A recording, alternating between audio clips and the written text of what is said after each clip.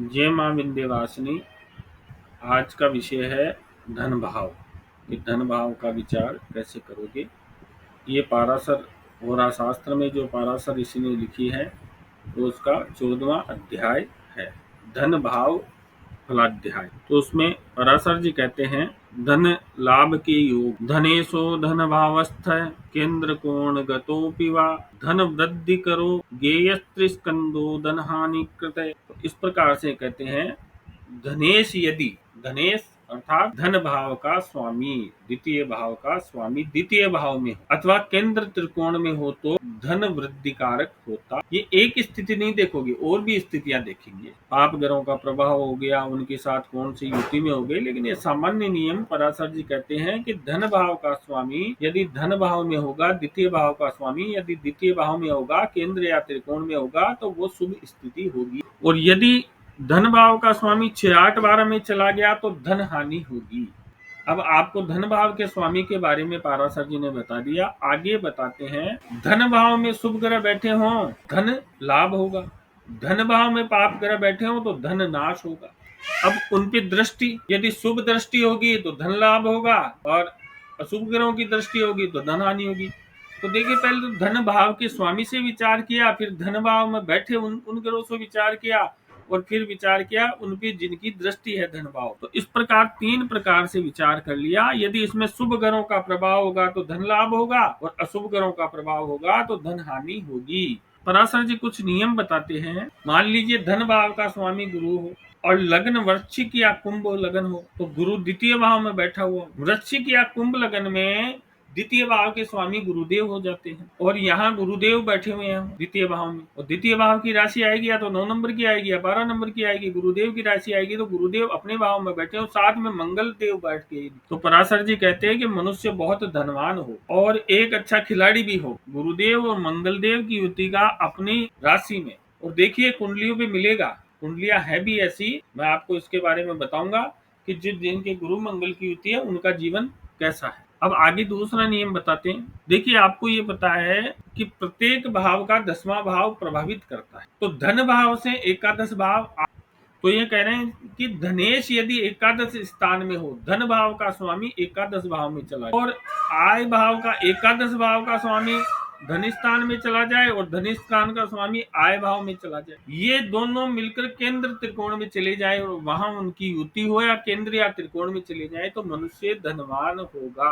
यदि धन भाव का स्वामी एकादश भाव में चला जाए, एकादश भाव का स्वामी धन भाव में आ जाए, या दोनों ये मिलकर केंद्र या त्रिकोण में चले जाए, युति हो या नहीं हो, लेकिन केंद्र और त्रिकोण में चले जाए, तो मनुष्य धनवान होगा। अब आगे नियम बताते हैं, धन भाव का स्वामी लगन में हो और उससे एकादश भाव का स्वामी त्रिकोण में हो और शुभ ग्रहों की दृष्टि हो तो धन लाभ हो। पराशर जी कहना चाहते हैं, दोनों का त्रिकोण का संबंध बनता है तो धन लाभ हो। त्रिकोण सबसे अच्छे भाव है, फिर केंद्र है। कल आपको बताया गया था, यदि आप किसी भाव से विचार करोगे, उस भाव से जैसे छठे भाव से भी विचार किया, उस भाव से केंद्र या त्रिकोण में शुभ ग्रह आ रहे, अच्छी स्थिति है, तो उस भाव से संबंधित शुभ फल प्राप्त हो। अब आगे पराशर जी बताते, धन हानि योग धने से रिपु भावस्थे लाभे से तद गते। यदि धन भाव का स्वामी छठे भाव में चला गया और आय भाव का स्वामी भी छठे भाव में आ गया, तो धन और लाभ दोनों के स्वामी छठे भाव में चले गए, तो ऐसा योग होगा कि मनुष्य निर्धन होगा, धन हानि होगी। यदि धनेश और लाभेश 6, 8, 12 में हो, मंगल एकादश भाव में हो और द्वितीय भाव में राहु देव हो, तो सरकारी दंड के कारण धन हानि होती है। सरकारी दंड के कारण यदि धन भाव और लाभ भाव का स्वामी 6, 8, 12 में चला गया और धन भाव और लाभ भाव में पाप ग्रह बैठ गए, सर जी ये कहना चाहते हैं, धन भाव और लाभ भाव का स्वामी 6, 8, 12 में चला गया और धन भाव और लाभ भाव के स्वामी 6, 8, 12 में चले गए, और द्वितीय भाव और एकादश भाव में पाप ग्रह बैठ गए, तो धन हानि होगी। अब धन लाभ का बता दिया, धन हानि का बता दिया। आगे बताते हैं कि धन व्यक्ति कहाँ खर्च करेगा। तो देखिए, एकादश भाव और द्वितीय भाव से पाराशर जी विचार करते हैं, यदि इन पे शुभ ग्रहों का प्रभाव, तो व्यक्ति शुभ तरीके से धन कमाता है और शुभ कार्यों में खर्च करता है। यदि धनेश अच्छी स्थिति में और उस पे गुरुदेव की दृष्टि हो, धनेश कोई भी हो, धन भाव का स्वामी कोई भी हो, अपनी उच्च राशि में बैठा हो, उस पे गुरुदेव की दृष्टि हो, तो मनुष्य परोपकार में अपना धन का खर्च करे, है ना, दूसरे का उपकार में अपने धन को खर्च करे। और यदि धनेश धन भाव का स्वामी शुभ ग्रह हो और 10 वर्ग में बली, वर्ग कुंडली आपको बता दी, 10 वर्ग में बली हो, बली देख सकते हो आप, अपनी राशि में हो, मित्र राशि में हो, उच्च राशि में हो तो बली होता है। तो यदि धनेश 10 वर्गों में बली है तो उसके पास संपत्तियां स्वयं के पास चलकर आती। और इसमें आप द्वादश भाव का भी विचार करोगे, द्वादश भाव में कैसे ग्रह बैठे हुए हैं, शुभ ग्रह होंगे तो शुभ खर्च होगा, पाप ग्रह बैठे तो पाप खर्च होगा। जब द्वादश भाव का की चर्चा करेंगे तब ये चर्चा आगे करेंगे। अब देखिए, द्वितीय भाव से नेत्र का विचार भी किया जाता है और द्वादश भाव से भी नेत्र का विचार किया जाता है, द्वितीय भाव से भी नेत्र का विचार किया जाता है। तो द्वितीय भाव से दाहिने नेत्र का और द्वादश भाव से बाएं नेत्र का विचार किया जाए। तो देखिए, द्वितीय और द्वादश शुभ ग्रहों केंद्र त्रिकोण में बैठे हो या इन भावों में शुभ दृष्टि हो या शुभ ग्रह बैठे हो तो व्यक्ति की आंखों की कोई बीमारी नहीं होगी, उसकी आंखें सुंदर होंगी। और यदि पाप प्रभाव है, इन भावों के स्वामी पाप ग्रहों के साथ बैठे हैं, पाप ग्रह हैं 6, 8, 12 में बैठ गए,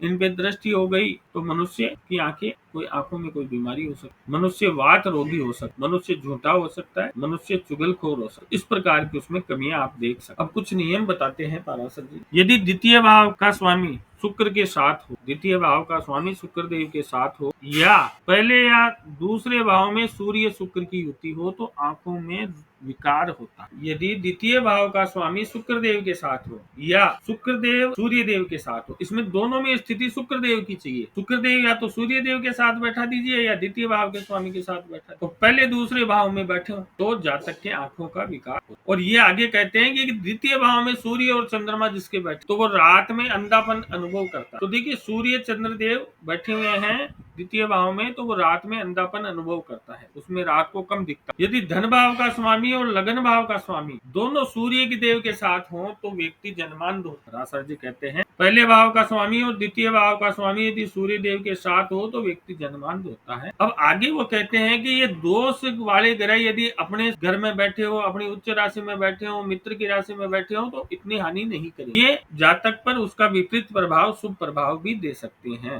क्योंकि 6, 8, 12 के साथ बैठेंगे तब हानि। तो इस प्रकार से मैंने आपको जो पाराशर और शास्त्र में पराशर जी ने बताया है धन भाव फल का कथन मैंने आपको किया।